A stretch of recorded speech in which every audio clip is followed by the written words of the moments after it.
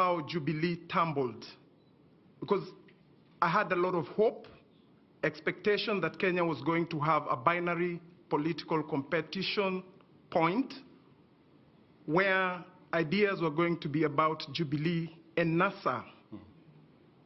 That down the drain, back to the tribal fiefdoms that are being created.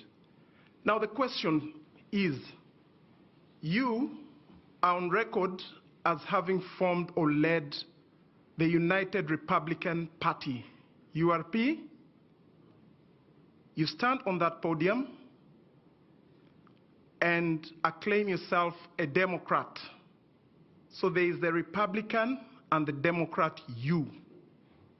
So now, Republican basically comes from republic, we the people. Democrat is about majority, minority having their say, having their way. Very clear definitions. I like to be very clear with how I define my questions and how I frame my issues.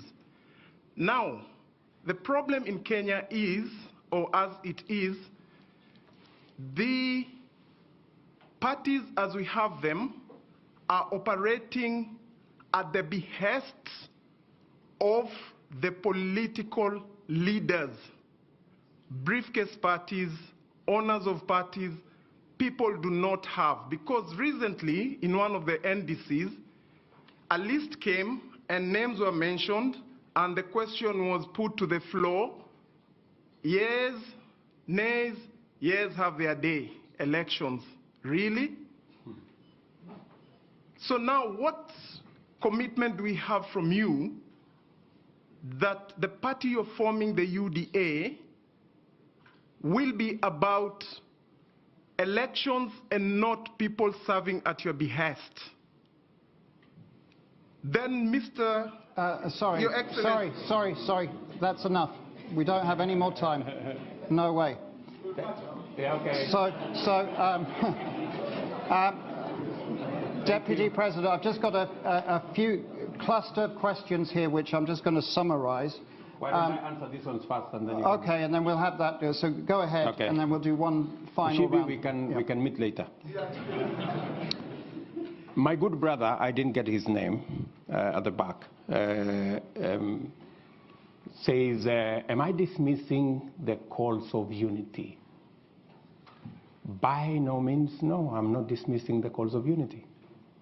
I just want a bit of honesty and decency around those calls. When we went and we were told that we were having the handshake and it was about the unity of the country, it later turned out that it was a conspiracy. It wasn't genuine. You know, what happened? There was no unity. There was no building bridge. There was nothing. What happened? The handshake destroyed Jubilee, the ruling party. The handshake destroyed NASA, the opposition coalition. The handshake destroyed our Big Four plan. We couldn't implement it. The handshake destroyed government as we knew it. There was no government, there was no opposition. We ended up in a conundrum that nobody knew who was in the opposition.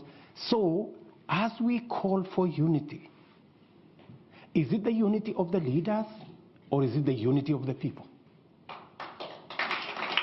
It is way different, because there is a push by our competitors that the unity they understand is that if you have 3, 4, 5 leaders from their communities deciding to work together, that is unity, and every Kenyan should be satisfied with it. We hold a different view. We believe that the unity of the nation will be built around getting everybody included, the inclusion, the political inclusion. That's why we are building a national political movement. That's why we are building a national political party. That's why we and our competitors and our friends, we are building a national political formation. Economic inclusion. It's not that when a leader has occupied an office, he has occupied an office on behalf of his community. No. It is the economic inclusion that will create the unity of the nation. And to speak to you directly,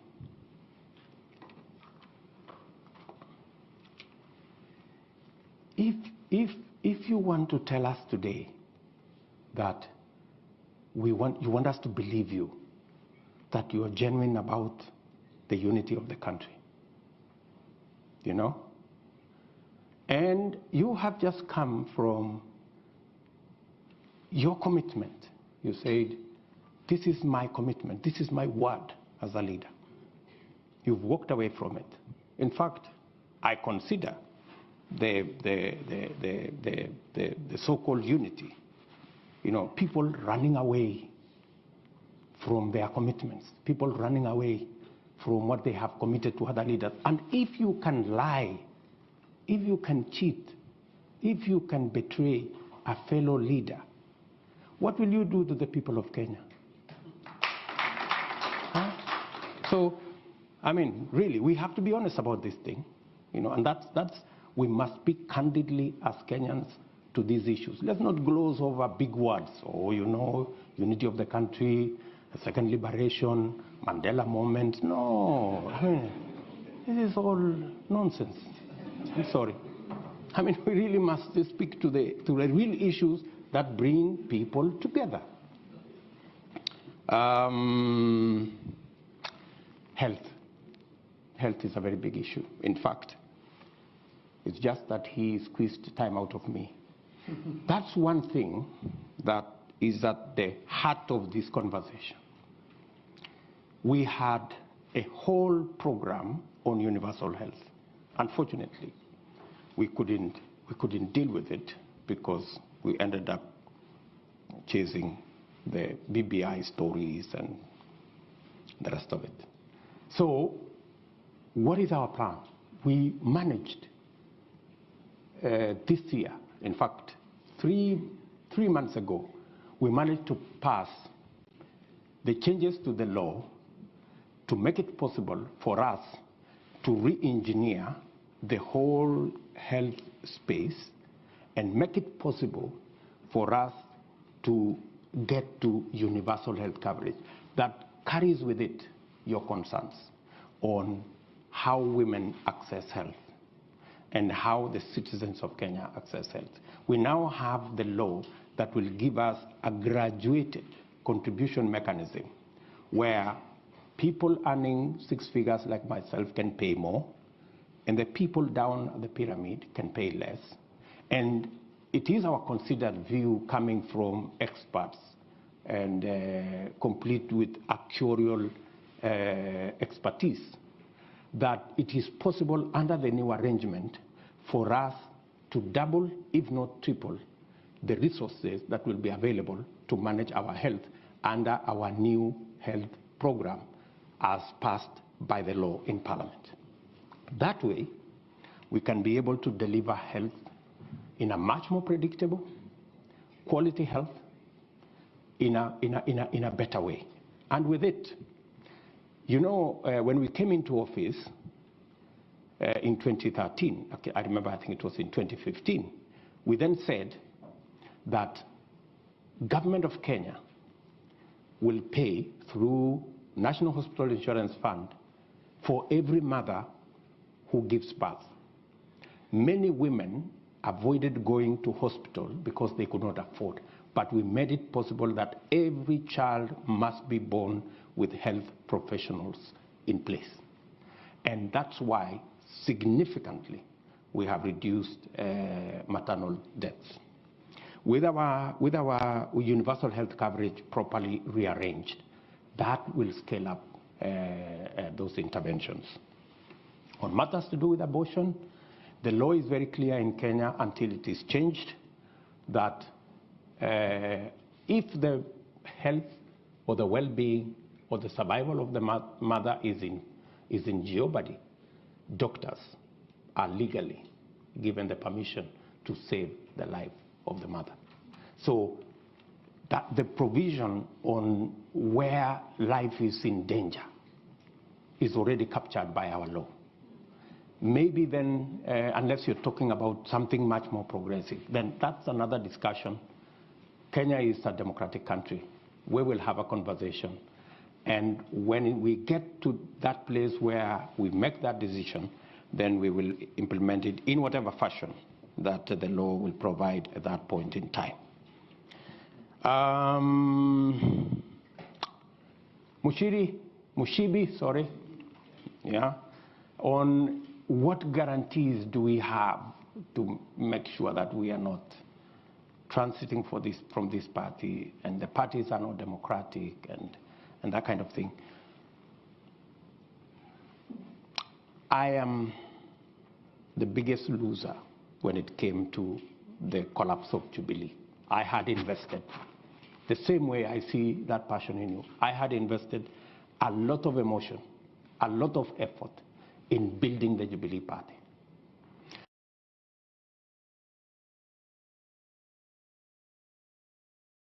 So the hand's already going up. Just a reminder to those of you that are live streaming with us, if you're on Zoom, you can indicate that you want to ask a question. Either send your question in, and we'll also try and unmute a few of you to give you that opportunity to ask the question live.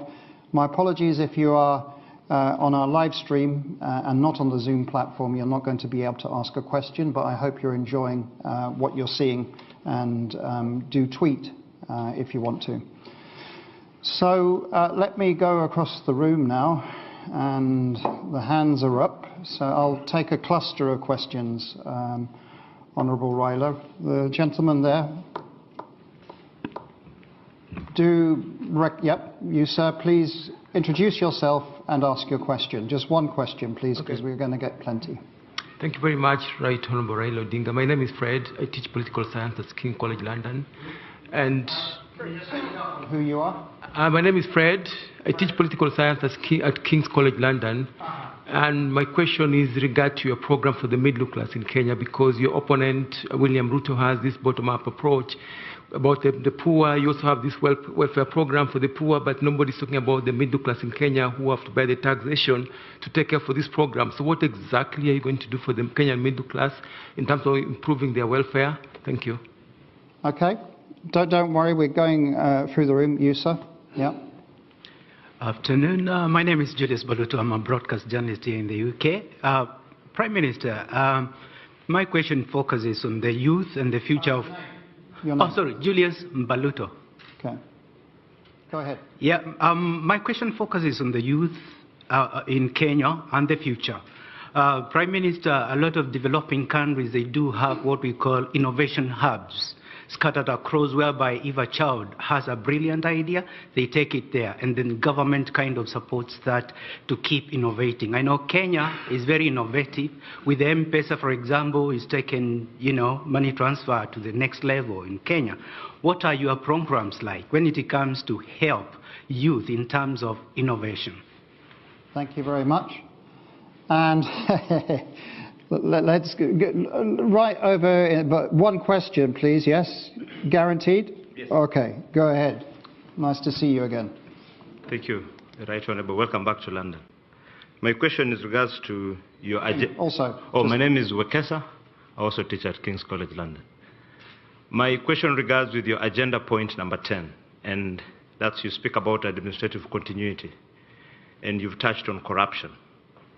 Your brother, President Kenyatta, admittedly that he couldn't do anything about corruption. And you've been at the forefront of condemning corruption from saying Kenyatta stole the Eurobond. I wonder, what will your government do if you're going to continue with the same administrative in terms of fighting the same corruption with regards to the Panama Papers, the Pandora Papers, the KEMSA COVID billionaires? Like, what's different are you going to do? And does administrative continuity mean also inheriting the lethargic fight against corruption? Thank you. Thank you very much. We're going to take those three and then we'll come back. So I'll do another round in the hall and then I'll go for a live stream after that and then I'll come back to you. Please go ahead.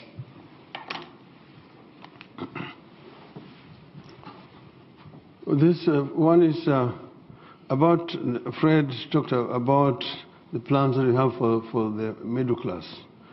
Of course, as you see, there's been a lot of emphasis on the underprivileged class, which is the poor.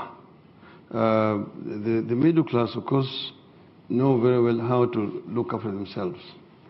But they are not people who are looking for the very basic requirements like basic shelter, food on the table, and so on.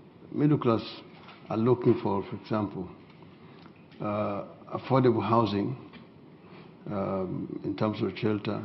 They're looking for good schools for their children, which is affordable, the lowering cost of living generally, ensuring that food is basically available and reasonable. The cost of energy, which is affecting the middle class. Those are things that we intend to address,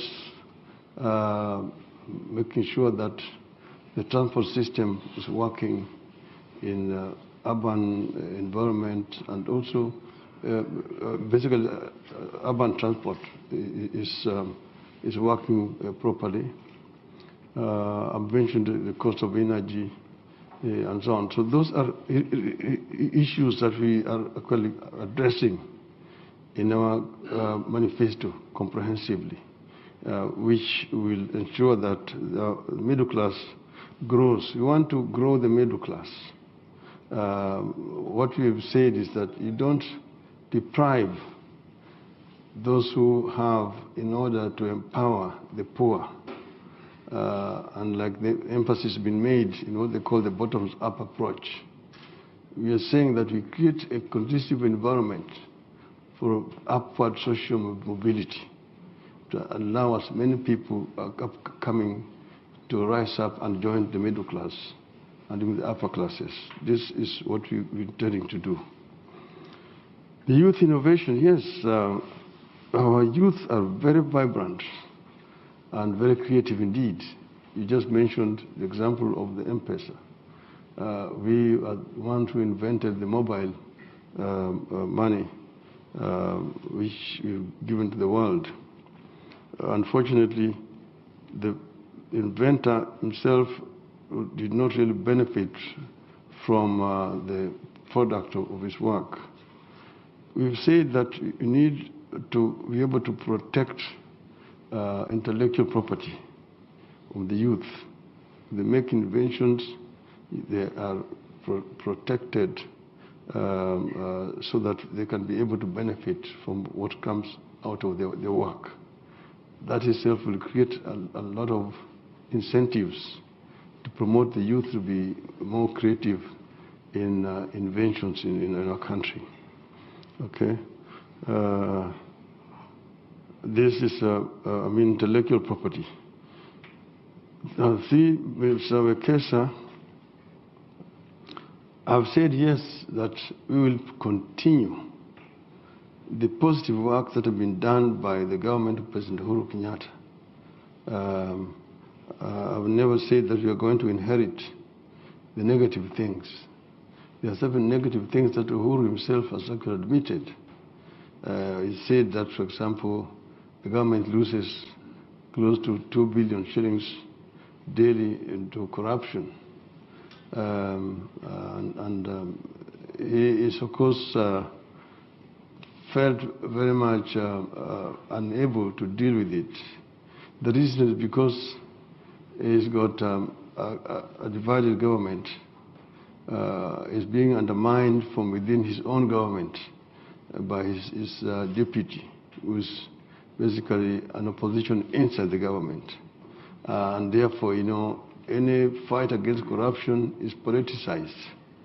If anybody is investigated by investigative authorities and is arrested or charged, there's always the cry that, oh, so-and-so is being targeted because he's my supporter. So-and-so is being because he's my supporter. So they cannot really fight against this corruption internally because of internal contradictions within the Jubilee government itself. I do not have that kind of baggage myself.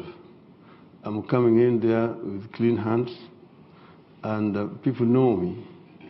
Remember when I was Prime Minister, at the time when I actually suspended 2 ministers because of investigations which had been carried out and pointed to those ministers. Unfortunately, because of, at that time, the internal divisions, the government, they were saved by my partner at that time. But we say that nobody will be indispensable in the government. And if you want to really carry out a successful war against corruption, then you just begin yourself. If any member of your family is caught in this, you must ensure that action is taken against them. I give an example of Kagame, whose own brother was arrested and imprisoned, and he would go to visit his brother in prison and just tell him, sorry, but this is where you belong. You know, if you take those kind of actions, then people will begin to know that it is not business as usual. It must be business as usual to dealing with this hydra-headed animal called corruption. And there will be a determination to do it. But it is not only in the field of public servants and so on. In the whole criminal justice system, investigative authorities themselves sometimes need to be investigated. Prosecutorial authorities who refuse to prosecute once evidence has been compiled by those who are investigating, then you find that the Directorate of Criminal Investigation, prosecution, refuse to actually prosecute, take them to court. The third is the end of it, till end, the judiciary. People have been charged.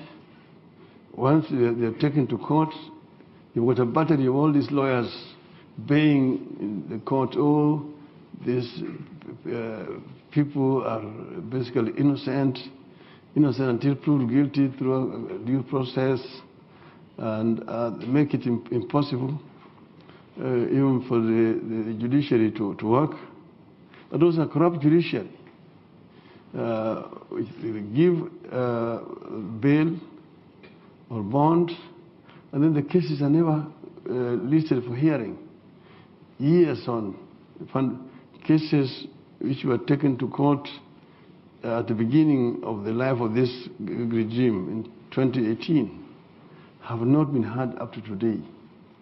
So a corrupt judiciary is also responsible for what we're doing. So it's not only the members of the public generally, but we will ensure that we do a cleaning exercise from the police officers through the prosecution authorities and to the judiciary to ensure that our system works properly in the interest of our people.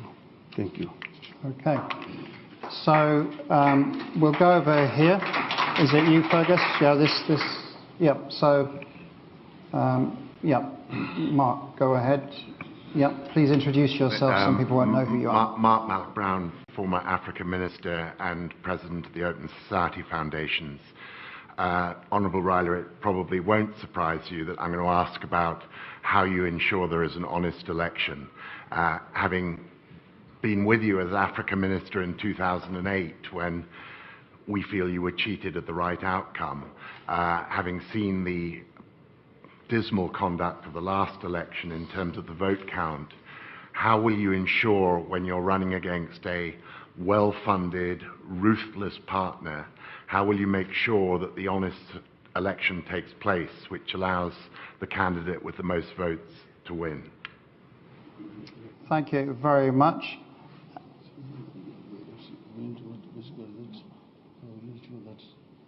How will you ensure that that you will win in a fair way, given the complexities of Kenyan politics?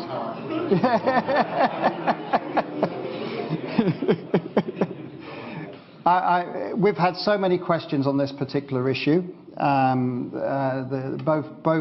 my WhatsApp and the computer's full of them. There is another question tied to this also, Honourable Raila, which came up last week with Mr. Ruto, who said he would accept an election result. So the question to you is, will you accept an election result in Kenya? Let's go here, this gentleman right in the front. Thank you very much. My name is Moses Langat. I work at Kew Gardens and also teach at the University of Surrey in Guildford. Can you just speak up a bit, please? Yeah. Yeah, I say my name is Moses Langat, and I work at Kew Gardens and also teach at the University of Surrey in Guildford. My question is around the handshake. The Right Honourable Prime Minister has said that he dialogued with the President and they shook hands. We know what happened in Kenya. That meant that the opposition collapsed. Members of the Parliament from the opposition took positions in the ruling government. Literally, we ended up with another government of national unity. So my question to the Prime Minister is, are we expecting another handshake in 2023? Will there be a third government of national unity? And by extension, what are you teaching, or what is Kenya teaching opposition leaders in Africa? Thank you. Okay. And the final one is the lady there. Please go ahead. It's been gentlemen up to now, so absolutely your turn. Thank you. My name is Karen Juguna. I am a midwife here in the UK. I trained and practiced here. Yeah. My question is around maternal health. So you talked about constitution reform, and I'm interested to know what your government has or plans are in terms of reducing maternal mortality. As you know, reducing maternal mortality is a global agenda, and we commend Beyond Zero for the work that they've done in almost bringing to the front the plight of the African women through childbirth. So, and we know that at the moment in Kenya, unsafe abortion contributes to 35% of maternal mortality. So I'm interested to find out how you will build on the work that has been done by Beyond Zero, but in particular, do you have any reforms in terms of having policies, looking at the policies around abortion? They're very much pro-life at the moment, but I think that we cannot address maternal mortality in Kenya without addressing unsafe abortions and the complications that come from that. There you go. Plenty of questions.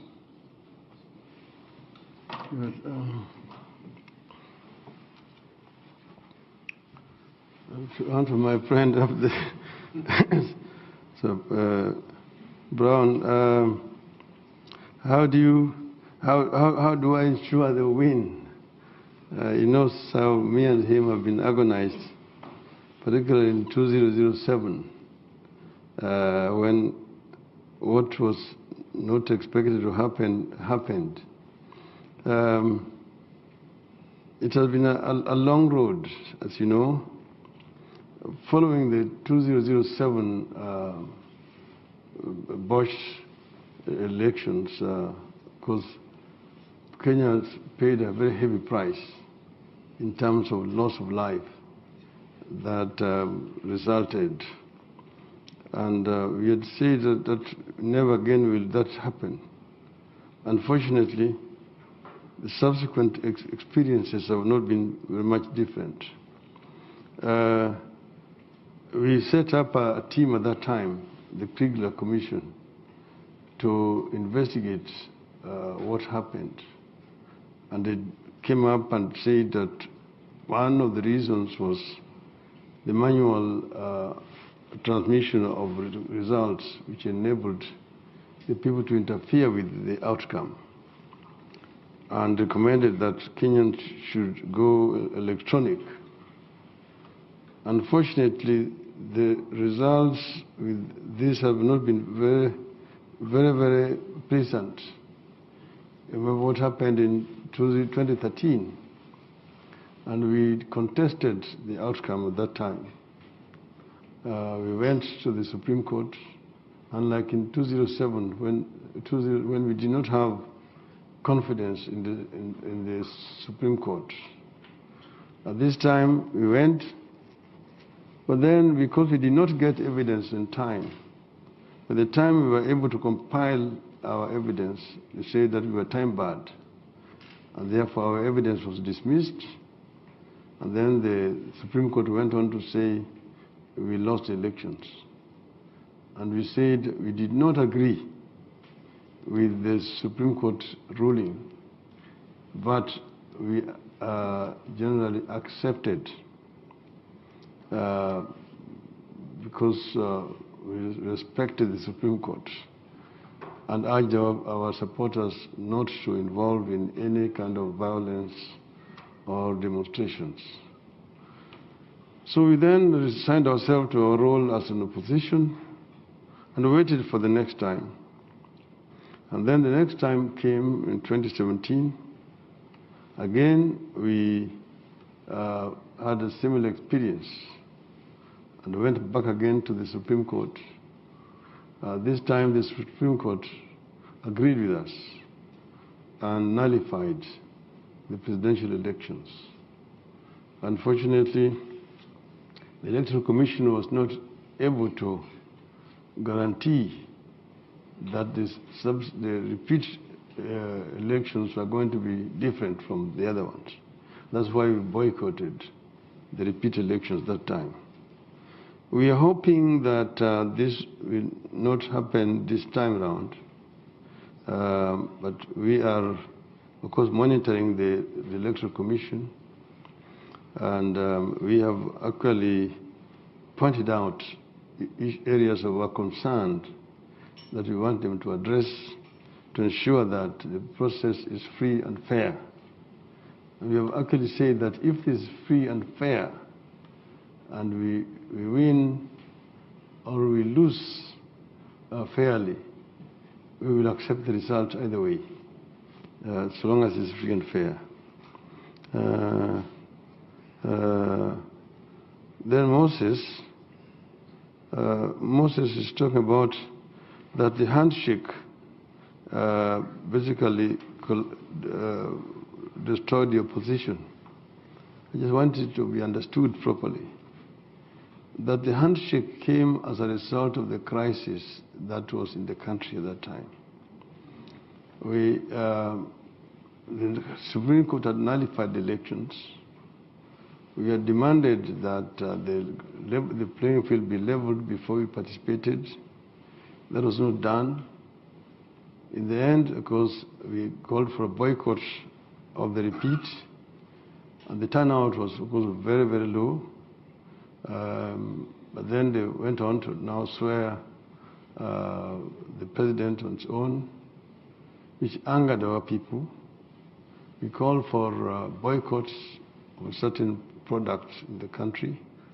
We also called for positive action, that is demonstrations, peaceful demonstrations, which were taking place on a weekly basis. This, of course, was causing clashes between our supporters and the police, and a lot of lives were being lost. There was a time when we went to a place called Ligindogo with 38 coffins of victims of bullet shots by the police. Another time we went to the mortuary and we got 27 corpses, again victims of the police brutality. Quite a number of our people were in hospitals, in different hospitals in the country with bullet wounds. So it was causing a lot of losses of lives, pain, and also to the economy, because the demonstrations were basically disrupting the business. Now some of our people have said, we basically declare our sovereignty and run our affairs. In the midst of this, because people, we had accessed the real results of the elections, we did the swearing in. And so now you are the president and the people's president. And people said, let us now take all the portraits of President Kenyatta in all the public buildings, in our strongholds, keep them somewhere, touch them, and declare our sovereignty and begin to collect taxes and run our affairs. On the other hand, the supporters of Mr. Kenyatta went and told him what Mr. Odinga has done is treason. Let's arrest him, charge him with treason, take him to committee, and hang him so that peace comes back to the country. Both ways, Mr. Kenyatta refused, and I also refused. It is under those circumstances that we agreed to meet and to dialogue. And it took a very long time until we basically agreed that Kenya was bigger and more important to both of us. And we agreed that we would work together to ensure that never again will Kenyans go to the ballot and we end up with violence like has been the case before. And that we ensure that the elections are free and fair. And we agreed to shake hands and came up with a memorandum of understanding that was aimed at creating the enabling environment. That is what eventually resulted in what was called the Building Bridges Initiative in our country.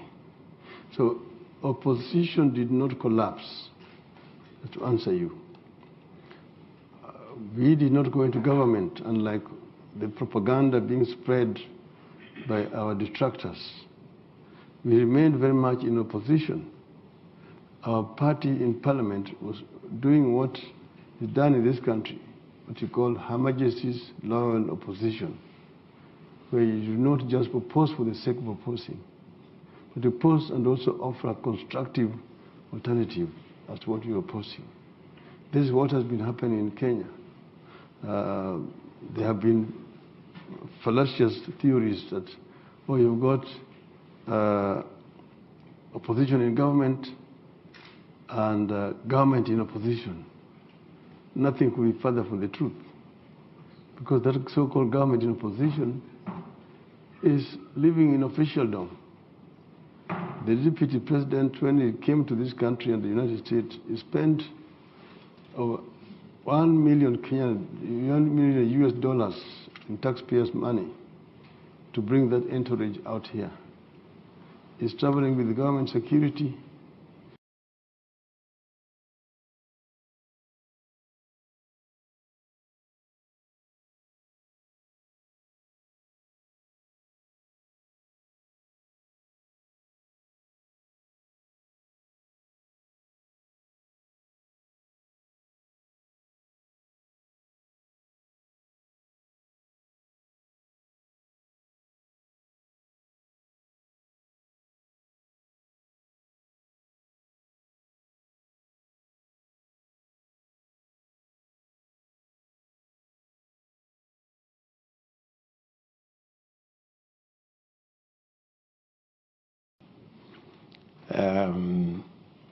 This think tank and people in this global space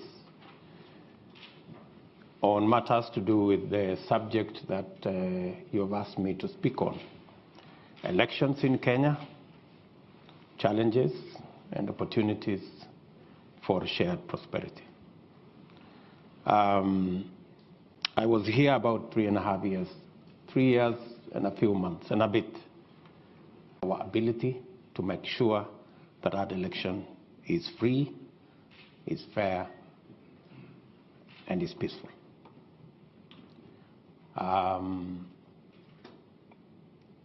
We have confidence in the Independent Electoral and Boundaries Commission that they can deliver a credible election if they are properly resourced, they are supported both by government and our development partners and friends, as has been the tradition of support to IEBC.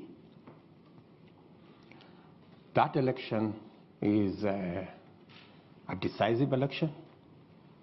I may also call it a transition election, because in it we have either to transit into a prosperous Kenya, or we could regress into something else. There are largely, from where I stand, there are 3 propositions on the ballot this year. Number 1 is our democracy and constitutionalism.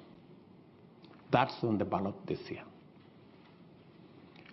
On our side, we believe that the way to the future is to consolidate our democracy by completing the implementation of our 2010 Constitution that is largely a very progressive constitution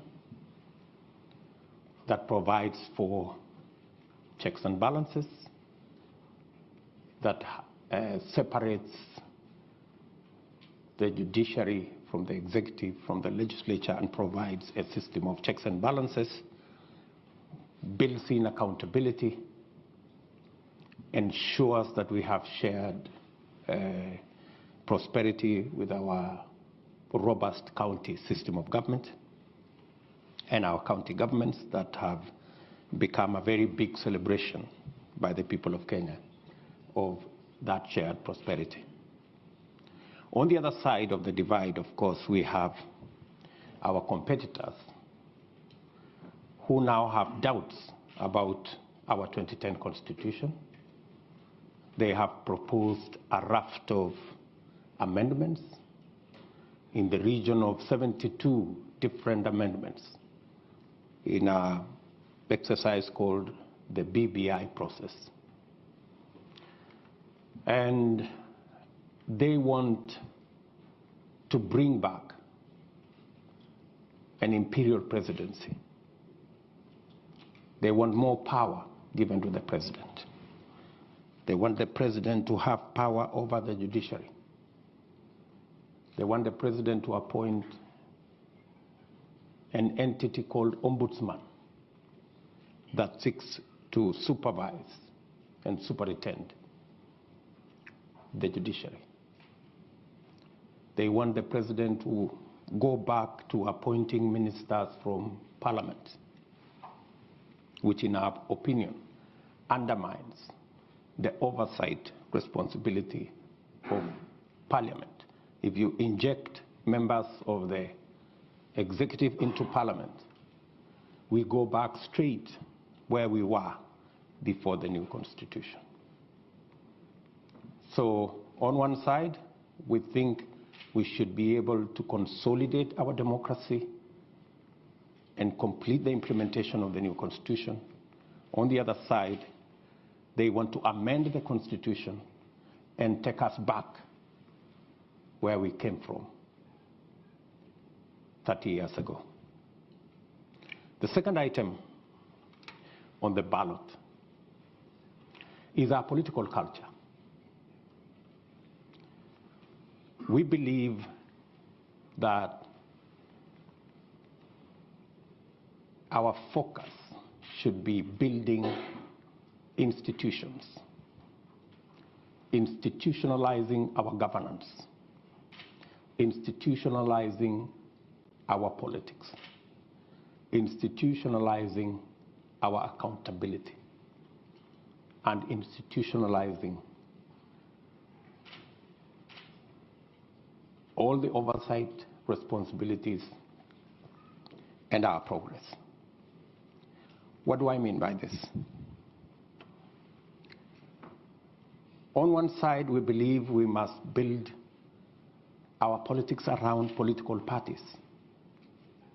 We've painstakingly been part of building national political parties. I was a member of KANU when KANU was a national political party. I was a member of ODM when we built it as a national political party. I participated in building Jubilee as a national political party. Today, we have built the largest, most popular political party, the United Democratic Alliance, and we have built the largest, most popular political formation with our partners in NC and partners in Fort Kenya under the Kenya Kwanza Alliance. On the other side, many believe that politics should be built around personalities and personality outfits. The question I often am asked is, how will you succeed in your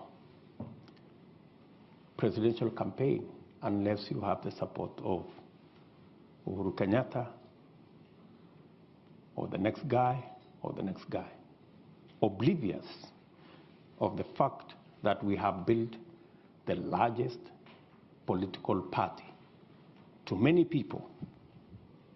And that's the culture we need to deal with, is that the institution of a political party, they don't see the value of it, they see the personalities. And that's why the contest in this election is, on one side, we have the team that I belong to, the team that I lead. We believe that this contest should be framed around a national political party and a national political movement rather than on personalities and individuals. Number one, we believe that we should build our politics around an accountable executive and an accountable government with clear demarcations of the opposition and the government. Our competitors on the other side seem to have blurred lines between what is government and what is the opposition. The result which you see today in Kenya, there is no government and there is no opposition. Today in Kenya, you have a mongrel of a governance system. You don't know whether it is the government that is in the opposition or the opposition is the one that is in government. Today, the leader of the opposition is a project of the system and the deep state of government. And unfortunately, the leader of what is supposed to be the ruling party is actually a squatter, or is it a refugee, in the opposition party. So we have quite a situation. And it's because of that that we believe we must not build our politics around individuals. We must build our politics around institutions. If we had built our even engagements around political parties, we wouldn't have ended in the situation that Kenya is in today, where we have opposition members chairing government committees. We have the leader of government being the foremost supporter of the leader of opposition.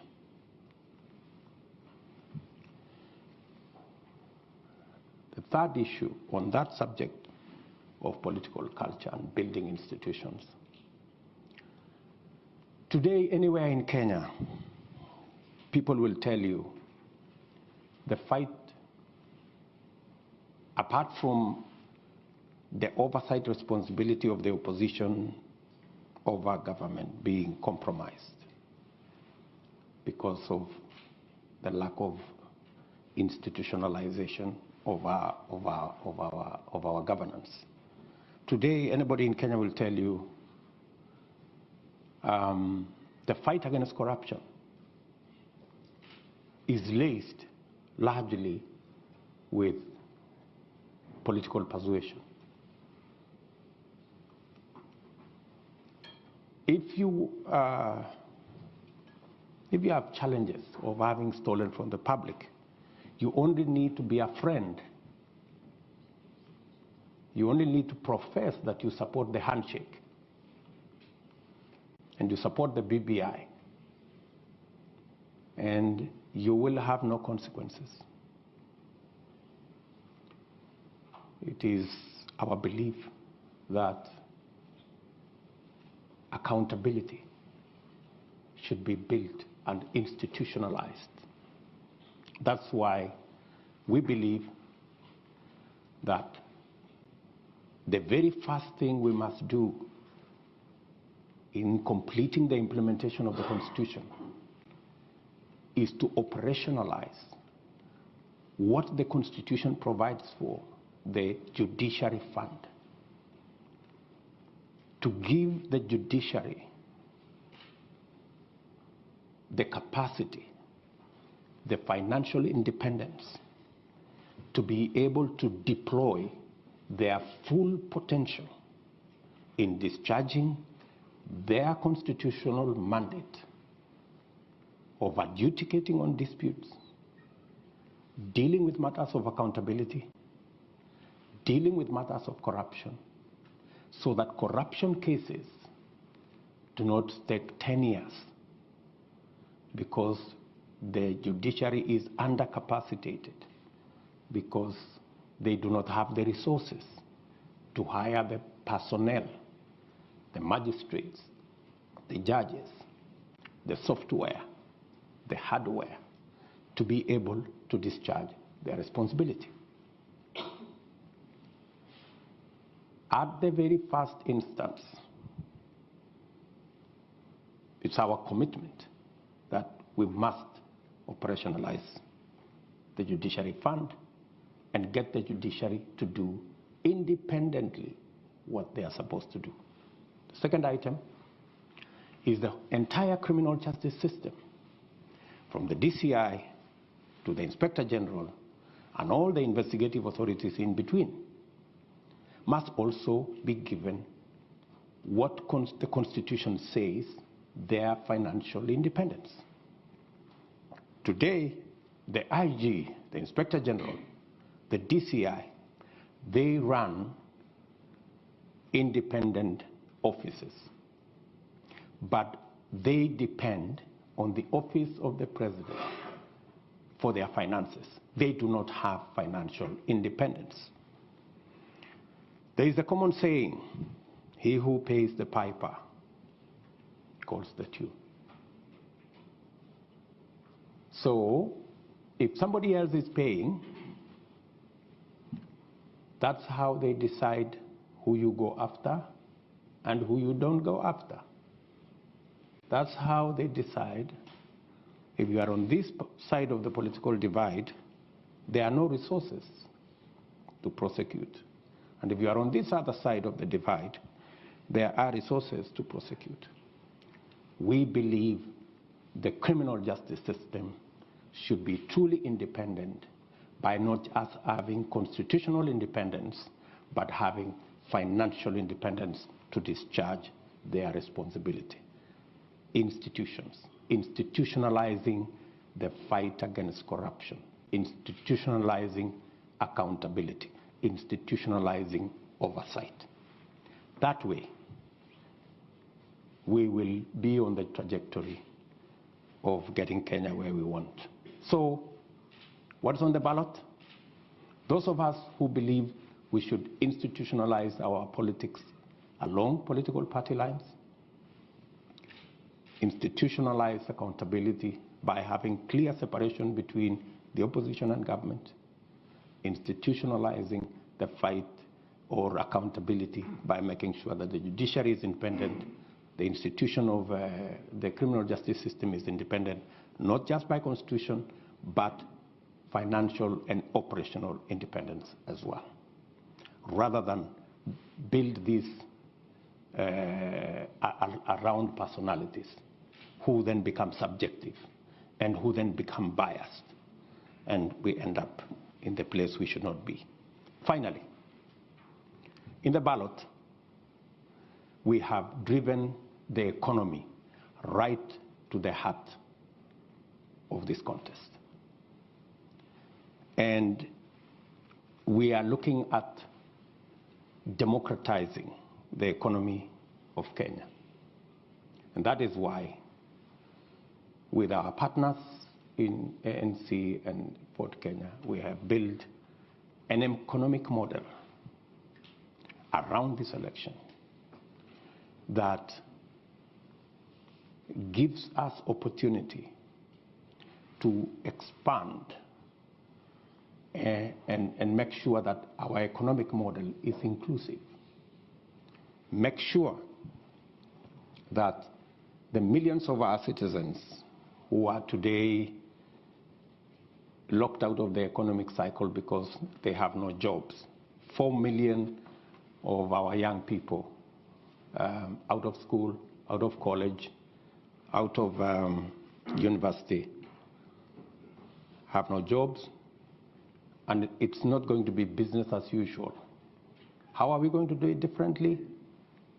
We're going to deliberately, and I could give examples later, deliberately invest in areas that are labor intensive, that create jobs, so that we can deal with the challenge of unemployment and create inclusivity. Number two, 80% of all our business is in the space of micro, small, and medium enterprise. We believe to create economic inclusion, this category, who suffer 3 challenges. They do not have legislation to protect their business. They have challenges in the environment in which they operate. And when I say in the environment in which they operate, even huge corporates in Kenya will tell you they have a wall of licenses, 10 licenses, 15 licenses that they have to suffer before they can get their business up and running. And finally, and this is especially for the micro and small enterprises, is the whole challenge of access to credit. It is really the elephant in that space. Let me give you an example. Because of the challenge of access to credit, we have a huge problem of predatory lenders. And because of predatory lenders, today, 15 million Kenyans are blacklisted on Credit Reference Bureau. 15 million Kenyans blacklisted is actually half our working population. That tells you there is a serious problem of access to credit. Many of these micro enterprises, research shows that many of them pay as high as 1,000% per year to access credit. Some 2,000%.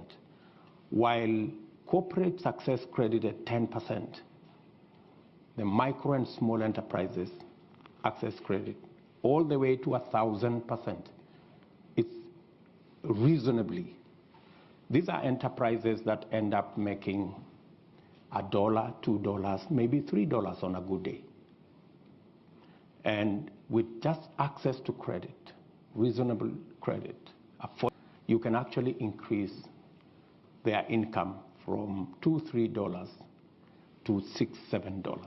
You can double their income just by making sure that